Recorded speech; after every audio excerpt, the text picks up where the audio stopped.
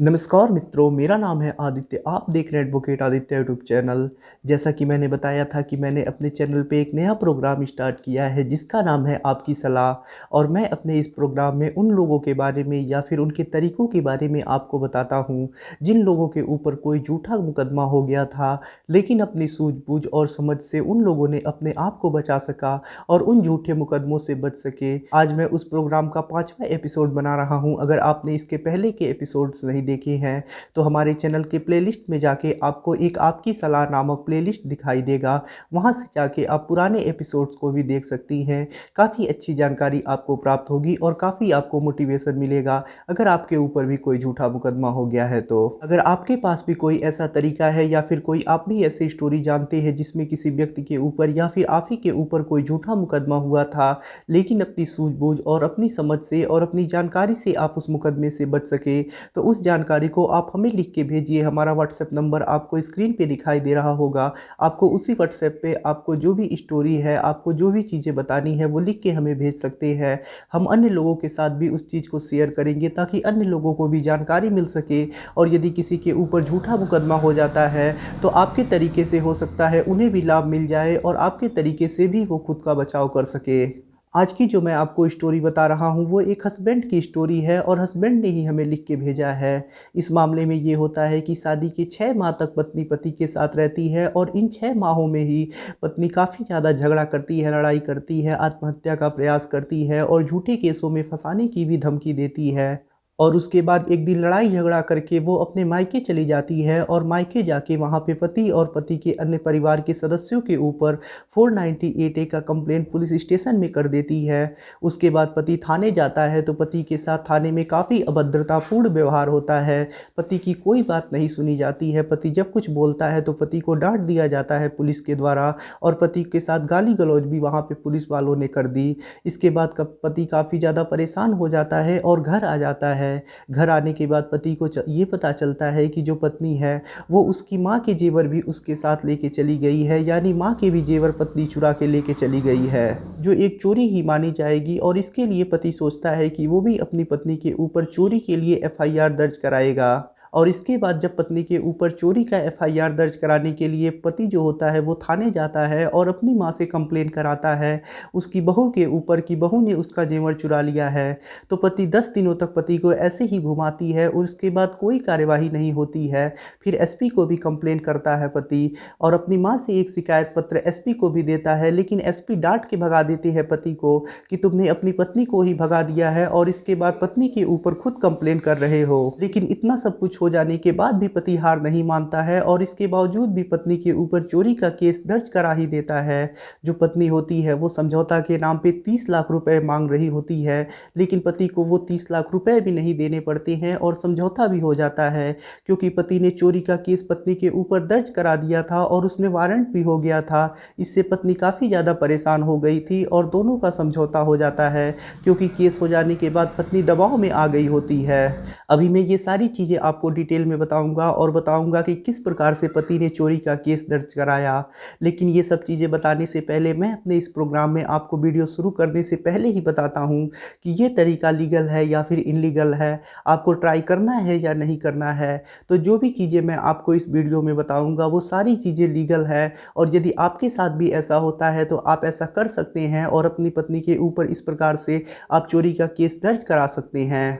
तो ये तरीका बिल्कुल लीगल है और यदि आपके साथ ऐसा होता है तो आप ऐसा कर सकते हैं। और मैं आपको यहाँ पे कोई कानूनी सलाह नहीं दे रहा हूँ बल्कि एक व्यक्ति की स्टोरी बता रहा हूँ जिस व्यक्ति के ऊपर केस हुआ था लेकिन अपनी सूझबूझ से वो बच सका। तो चलिए अब आगे जान लेते हैं कि क्या पूरा मामला है और पति किस प्रकार से चोरी का केस अपनी पत्नी के ऊपर दर्ज कराया। मेरा नाम अरविंद है और मैं बिहार का रहने वाला हूँ। मैं एक गवर्नमेंट स्कूल में टीचर हूँ और मेरी शादी 2016 में हुई थी। शादी के बाद 6 माह तक मेरी पत्नी मेरे साथ रही। इन 6 माह में वो बहुत ज़्यादा मुझसे लड़ाई झगड़ा करती और चाहती थी कि मैं अपने मम्मी पापा से अलग होकर रहूँ और उसकी बात नहीं मानने पे वो मेरे ऊपर केस करने और झूठे केसों में फंसाने की धमकी देती और कहती थी कि मैं आत्महत्या कर लूँगी और इसमें तुम्हारे परिवार वाले फंस जाएंगे। एक दिन लड़ाई झगड़ा करके वो अपने मायके चली गई और वहाँ पे जाके अगले दिन ही वो मेरे और मेरे परिवार के अन्य 3 सदस्यों के ऊपर पुलिस कंप्लेन कर दी कि ये लोग मेरे साथ मारपीट करते हैं और मुझसे दहेज मांगते हैं। जब मुझे पुलिस ने फ़ोन करके बुलाया तो मैं वहाँ थाने गया और वहाँ पे हमारी काउंसलिंग हुई, लेकिन थाने में भी पुलिस वाले मेरी कुछ सुन नहीं रहे थे। सारी बात मैं जब बता रहा था तो वो मेरी कोई बात नहीं सुन रहे थे और उल्टा मुझे ही डांट दे रहे थे और 2-3 बार मेरे साथ पुलिस वालों ने गाली गलौज भी कर दिया और मुझे मारने की भी धमकी देने लगे। अब मैंने सोच लिया था कि थाने से मुझे कोई इंसाफ नहीं मिलेगा और अब मैं थाने नहीं जाऊंगा। थाने में कोई मेरी बात नहीं सुनी गई, सारी बातें पत्नी की ही सुनी जा रही थी और उसके बाद मैं थाने से अपने घर आ गया और इस न्याय व्यवस्था से मैं काफ़ी ज़्यादा परेशान हुआ और अब मैंने यही सोच लिया था कि मैं थाने कभी नहीं जाऊंगा, जो भी होगा वो कोर्ट से होगा। जब मैं घर आया तो मेरी माँ ने मुझे बताया कि मेरी पत्नी माँ के 2 अंगूठी और एक गले का हार लेके अपने साथ चली गई थी। यानी मेरी पत्नी जो थी वो मेरी माँ के जेवर चुरा के लेके चली गई थी। तो अब मैंने भी सोच लिया कि मैं भी पत्नी के ऊपर चोरी का केस कराऊंगा। फिर पत्नी ने जहाँ थाने में मेरी कंप्लेन किया था वहाँ से मुझे कॉल आया, तो मैंने फ़ोन नहीं उठाया और अपना नंबर स्विच ऑफ कर दिया। मैं अपने थाने में पत्नी के ऊपर चोरी की शिकायत करने के लिए अपनी माँ से एक कंप्लेन कराया।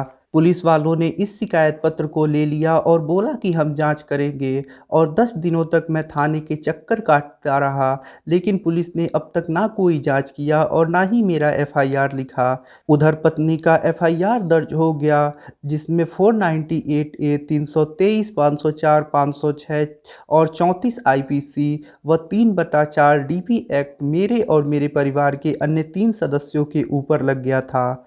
जब मुझे लग गया कि पुलिस मेरा एफआईआर दर्ज नहीं करेगी तो मैं अपनी मां को लेके एसपी ऑफिस गया और वहां शिकायत करवाया।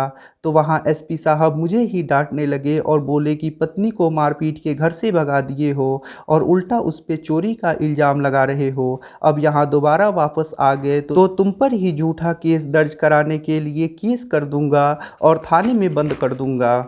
मैं काफ़ी ज़्यादा दुखी हुआ और कानून व्यवस्था के प्रति मेरा विश्वास उठ गया। फिर मेरे एक रिश्तेदार का फ़ोन आया और मेरी पत्नी पंचायत कराना चाहती है, ऐसा उसने मुझे बताया।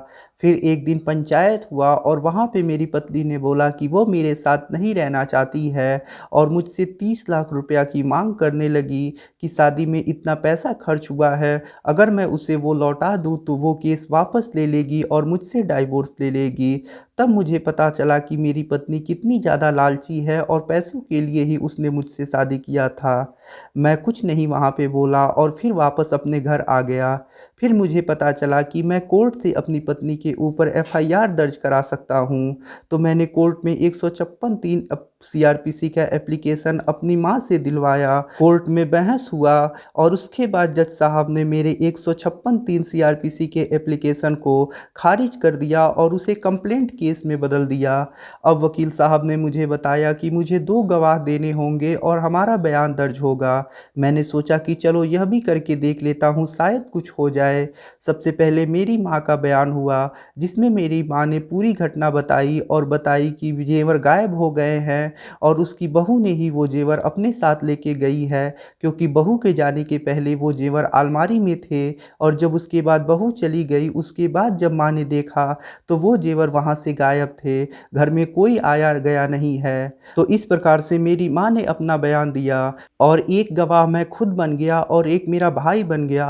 हम दोनों ने भी यही बयान दिया कि मेरी माँ के जो जेवर थे वो अलमारी में रखे थे और जब मेरी पत्नी अंतिम बार मायके गई तो उन जेवरों को अपने साथ चुरा के अपने साथ लेके चली गई, क्योंकि उसके जाने से पहले हमने खुद देखा था कि वह जेवर जो थे वो अलमारी में थे, लेकिन उसके जाने के बाद वह जेवर गायब थे। और इस प्रकार से हम दोनों भाइयों ने अपना बयान दर्ज कराया और उसके बाद जज साहब ने मेरी पत्नी के ऊपर भारतीय दंड संहिता की धारा 379 लगाकर नोटिस कर दिया और अब वह चोरनी बन गई थी। जब उसे नोटिस गया तो वह कोर्ट में आके अपना जमानत नहीं कराई। फिर मैंने कोर्ट में वारंट कराने के लिए एप्लीकेशन दिलवाया, तो जज साहब ने नॉन बेलेबल वारंट इशू किया। वारंट इशू हो जाने के बाद भी पत्नी कोर्ट में नहीं आई और अपना जमानत नहीं कराई। कोई कार्यवाही नहीं हुई, पुलिस ने भी कोई एक्शन नहीं लिया। फिर मैंने दोबारा वारंट कराने के लिए कोर्ट में एक एप्लीकेशन दिया और इस बार जज साहब ने नॉन बेलेबल वारंट निकाला। मेरे वकील साहब ने मुझे बताया कि एक बार मैं थाने जाके पुलिस वालों से मिल लूँ, क्योंकि पुलिस वाले अगर चाहेंगे तो मेरी पत्नी गिरफ्तार हो सकती है। अब मैंने ऐसा ही किया, पुलिस वालों से जाके मैं मिला और वहाँ पे मुझे कुछ सेटिंग करनी पड़ी। सेटिंग हो जाने के बाद जब पुलिस वालों को वो वारंट मिला, उसके बाद पुलिस वाले तुरंत पत्नी के घर चले गए और उसे जाके डांटने बोलने लगे कि अगर कोर्ट में जाके उसने जमानत नहीं कराया तो अगली बार उसे गिरफ्तार कर लिया जाएगा। यहाँ भी उसे महिला होने का फ़ायदा मिल गया और उसकी गिरफ्तारी नहीं किया गया, बल्कि उसे एक अवसर दे दिया गया। शायद यहाँ कोई पुरुष होता तो उसे तुरंत गिरफ्तार कर लिया जाता, लेकिन फिर भी कोई बात नहीं। कुछ चीज़ें प्रैक्टिकली होती हैं। तो मैं यहाँ पे अभी एक चीज़ आपको बता देना चाहता हूँ कि अगर आपका वारंट इशू हुआ है और आप चाहते हैं कि जो विपक्षी है वो तुरंत गिरफ्तार हो जाए, तो एक बार जाके आपको पुलिस वालों से मिल लेना चाहिए। इससे आपका काम तुरंत हो जाता है। फिर मेरे ससुराल पक्ष वालों ने जब इस केस के बारे में पता लगाए तो उन्हें समझ आ गया कि कितनी दिक्कत हो गई है, अब मेरी पत्नी को कितना परेशान होना पड़ेगा। फिर वो लोग तुरंत समझौता की बात करने लगे, लेकिन मैंने बोल दिया कि मुझे अब उसे नहीं रखना है और मुझे डाइवोर्स चाहिए और जो भी चीज़ें होंगी वो मेरे शर्त पे होंगी। तो यहाँ पे हम दोनों का अब डाइवोर्स का बात चलने लगा और जो मेरी पत्नी की 30 लाख का डिमांड था वो घट के अब 15 लाख हो चुका था। लेकिन मैंने बोल दिया कि मुझे कुछ नहीं देना और अब सिर्फ केस लड़ना है और ख़ुद को बेगुनाह साबित करना है और अपनी पत्नी को चोरनी साबित करना है और उससे सज़ा कराना है। लेकिन चोरी का केस हो जाने के बाद पत्नी पक्ष की हालत ख़राब हो गई थी और वो लोग कुछ भी करके समझौता करना चाहते थे, क्योंकि वो लोग समझ चुके थे कि अब काफ़ी ज़्यादा दिक्कत होगी भविष्य में। तो अब 6 लाख पे बात हमारा होने लगा कि 6 लाख पे जो हो हमारा कंप्रोमाइज़ हो जाए। लेकिन मैंने साफ बोल दिया कि मुझे कोई पैसा नहीं देना है और मुझे केस ही लड़ना है। लेकिन मेरे कुछ रिश्तेदार मुझे समझाने लगे कि जो समझौता है वही बेस्ट तरीका है, पैसे आज नहीं तो कल तो पत्नी को देने ही पड़ेंगे, तो उससे अच्छा है आज ही देके इस मामले को निपटा दिया जाए। तो मैंने भी बोल दिया कि वो जो भी सामान लेके आई है और 1 लाख रुपया से ज़्यादा मैं उसे एक पैसा नहीं दूंगा।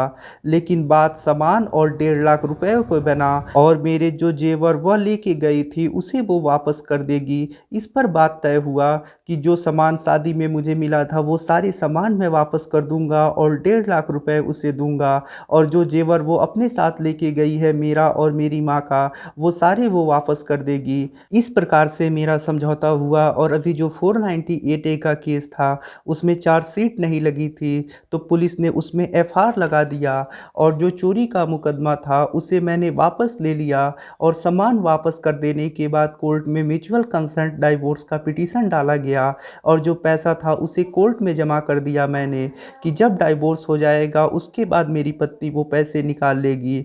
8 माह में हमारा म्यूचुअल कंसेंट डाइवोर्स हुआ और मुझे डिक्री मिल गई और हमारा डाइवोर्स हो गया। उसके बाद उसने अपने 1,50,000 रुपये भी निकाल लिए कोर्ट से। जहां उन लोगों का डिमांड 30 लाख रुपए था, वहां पे उन्हें सिर्फ 1.5 लाख रुपए मिले।